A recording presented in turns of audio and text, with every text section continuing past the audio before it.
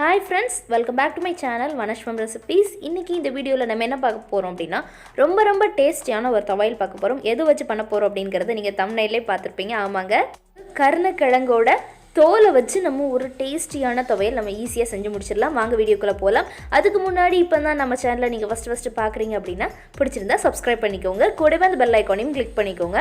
அப்பதான் நான் போடுற எல்லா வீடியோஸும் உங்களுக்கு நோட்டிஃபிகேஷனா வரும். நீங்களும் நம்ம வீடியோஸை மிஸ் பண்ணாம பார்க்கலாம். சரி வாங்க வீடியோக்குள்ள போலாம். இந்த கருணக்கிழங்கை நான் நல்லா குக்கரில் அவிய போட்டு எடுத்து வச்சுருக்கேன். ஆவி பறக்குது தெரியும்னு நினைக்கிறேன். இதோட தோலை கூட நம்ம தூர போடாமல் சூப்பரான துவையல் பண்ணலாம். ரொம்ப டேஸ்ட்டாக இருக்கும். கண்டிப்பாக நீங்கள் ட்ரை பண்ணி பாருங்கள். கருணக்கிழங்கை பொரிக்க போகிறேன். அதே மாதிரி இந்த தொலியை வந்து ஒரு சூப்பரான துவையலாக அரைக்க போகிறேன். நான் துவையல் அரைக்கிறத இந்த வீடியோவில் காமிக்கிறேன் உங்களுக்கு. இதே நம்ம எல்லா கருணக்கிழங்குக்கும் தோலை உரித்து எடுத்துக்கலாம். இந்த துவையல் வந்து சாம்பார் சாதம், தயிர் சாதம் இதுக்கெல்லாம் சூப்பராக இருக்கும். இப்போ வந்து நம்ம எல்லா கிழங்குக்கும் தோல் உரிச்சு எடுத்துட்டோம்.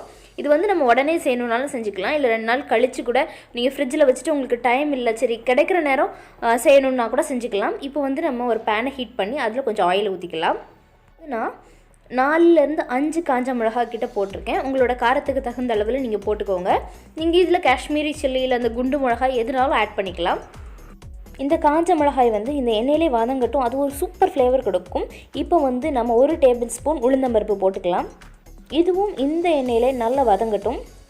நான் வந்து தோல் எடுக்காத உளுந்து தான் போட்டிருக்கேன். இதையும் வந்து இந்த எண்ணெயில் நல்லா வதக்கிக்கலாம். நீங்கள் வந்து டக்குன்னு ஒரு சட்னி பண்ணணும் அப்படின்னு நினச்சிங்கன்னா கண்டிப்பாக இதை ட்ரை பண்ணி பாருங்கள். சூப்பராக இருக்கும். இதில் வந்து சின்னதாக கட் பண்ணி வச்சுக்க தேங்காயும் போட்டுக்கோங்க. இது வந்து அந்த சட்னிக்கு நல்ல கன்சிஸ்டன்சி கொடுக்கும். தேங்காயையும் இதோட நல்லா வதக்கிக்கலாம். நம்ம இதில் வந்து நம்ம சின்னதாக கட் பண்ணி வச்சுருக்கேன் இந்த வெங்காயம் போட்டுக்கலாம். சின்ன வெங்காயம் பெரிய வெங்காயம் எதுனாலும் போட்டுக்கோங்க. இதுக்கு அடுத்து கொஞ்சமாக கருவேப்பிலை போட்டுக்கலாம்.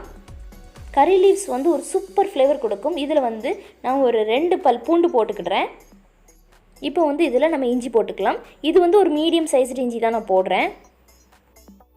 இப்போ இதில் வந்து ஒரு சின்ன சைஸ்டு புளி போட்டுக்கோங்க. அது வந்து கொஞ்சம் சட்னி நல்லா புளிப்பும் டேஸ்ட்டாகவும் இருக்கும். இதை வந்து நம்ம நல்லா வதக்கிக்கலாம். இதில் வந்து ஒரு அளவு பச்சை ஸ்மெல் போகிற அளவுக்கு நீங்கள் வதக்கினா போதும். என்னடா இன்னும் அவரை காணுமே அந்த ஹீரோவை அப்படி தானே கேட்குறீங்க. வந்துட்டார் நம்ம சட்னியோட ஹீரோ. இந்த கருணக்கிழங்கு தோல் வந்துருச்சு. இதையும் இதில் நம்ம போட்டு நல்லா மிக்ஸ் பண்ணி விட்டுக்கலாம். எல்லாத்தையும் வதக்கி ஃபைனலாக தான் இந்த தோலை போட்டு திருப்பியும் நம்ம நல்லா வதக்கணும். ஒரே ஒரு தடவை இந்த துவையலை எனக்காக ட்ரை பண்ணி பாருங்கள். சூப்பராக இருக்கும். ஒரு புது ஃப்ளேவர் நீங்கள் சாப்பிடும்போது அனுபவிக்கலாம். என்னத்தில் செஞ்சாங்க அப்படின்னு ஒரு கன்ஃபியூஷன் வந்துடும். அந்த அளவுக்கு ரொம்ப டேஸ்டியாக இருக்கும். ஆறுனதுக்கு அடுத்து ஒரு மிக்சர் ஜாருக்கு இதை நம்ம ட்ரான்ஸ்ஃபர் பண்ணிடலாம். எப்போதுமே ஆறுனதுக்கப்புறம் போடுங்க. அப்போ தான் அதோட டேஸ்ட் வந்து மாறாமல் அப்படியே இருக்கும். இப்படி மிக்சிக்கும் அதுதான் பாதுகாப்பு. வந்து கொஞ்சமாக உப்பு போட்டுக்கோங்க. தேவையான அளவு உப்பு போட்டுக்கோங்க. இப்போ வந்து அரைச்சிட்டு வந்துடலாம். நம்ம அவ்வளோதான். நம்ம சூப்பராக அரைச்சிட்டு வந்தாச்சு. சூப்பர் கலராக இருக்குது. இதை வந்து நம்ம ஒரு பவுலுக்கு ட்ரான்ஸ்ஃபர் பண்ணிடலாம்.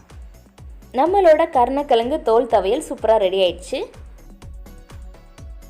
வந்து இதை துவையல் அப்படிங்கிறதுனால நல்லா கட்டி அரைச்சிருக்கேன். உங்களுக்கு சட்னி மாதிரி வேணும்னா கொஞ்சமாக நீங்கள் தண்ணி ஊற்றி டைலூட் பண்ணிக்கோங்க. இதில் இன்னும் ஒன்று மிஸ்ஸிங், தாளித்து ஊற்றணும். வாங்க இதில் தாளித்து ஊற்றிட்டு வந்துடலாம். நான் ஒரு பேனை ஹீட் பண்ணி அதில் கொஞ்சமாக எண்ணெய் ஊற்றிருக்கேன். இதில் வந்து கொஞ்சமாக கடுகு போட்டுக்கோங்க. கடுகு வந்து நல்லா பொரிஞ்சு வரணும். அப்போ தான் ரொம்ப இது டேஸ்ட்டாக இருக்கும். இதில் வந்து இப்போ நம்ம கொஞ்சமாக காயத்தூள் போட்டுக்கலாம். இது ஒரு நல்ல ஃப்ளேவர் கொடுக்கும். இப்போ வந்து நம்ம இதில் கொஞ்சமாக கருவேப்பிலை போட்டுக்கலாம். இப்போ வந்து இதை நம்ம இந்த சட்னியில் போட்டுடலாம். துவையல் சட்னி அப்படின்னாலும் சொல்லிக்கோங்க. நம்மளோட சூப்பரான இந்த கருணக்கிழங்கு துவையல் ரெடி ஆயிடுச்சு.